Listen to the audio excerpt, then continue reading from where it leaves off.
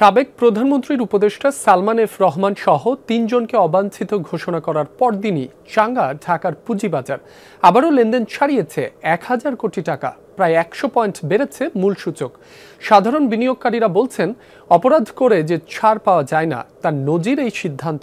তবে লোপাট হওয়া অর্থ আদায়ে মামলা না হলে বিএসইসির এমন অবস্থান কোনো কাজে আসবে না।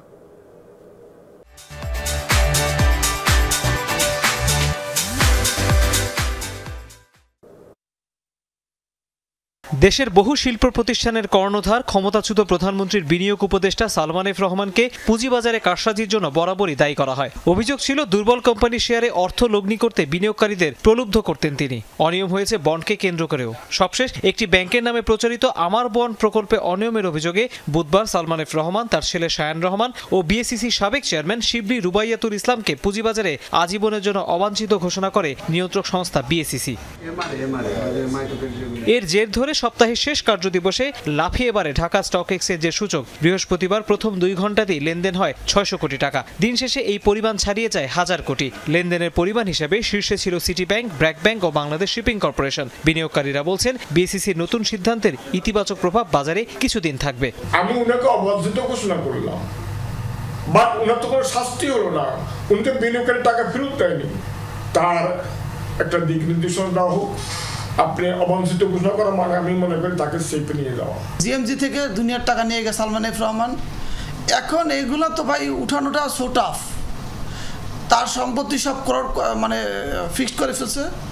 তো এখন আপনার এটা বিনিয়োগকারীরা যে টাকা পাবে, এটা নিয়ন্ত্রণ সংস্থাকে সিদ্ধান্ত নিতে হবে।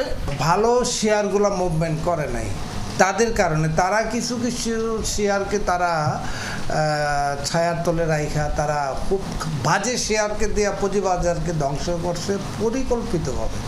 বলা হচ্ছে, সালমান এফ রহমানকে অবাঞ্ছিত ঘোষণার মাধ্যমে কঠোর হবার নতুন বার্তা দিল সিকিউরিটিজ অ্যান্ড এক্সচেঞ্জ কমিশন। আর বিনিয়োগকারীদের জন্য শিক্ষা, পুঁজিবাজার মানে হঠাৎ মুনাফা নয়। এখানে কোম্পানির নাম বা ব্র্যান্ড দেখে নয়, অর্থ লগ্নি করতে হবে তথ্য আর ডেটা যাচাই করে। পুঁজিবাজার আজকে যে অবস্থা দেখছি তাতে সেলিব্রেশন হচ্ছে পুঁজিবাজারে। আমি একটু ভিন্নভাবে দেখি বিষয়টা। সেটা হলো যে অবাঞ্ছিত ঘোষণা করে তো কোনো লাভ নাই।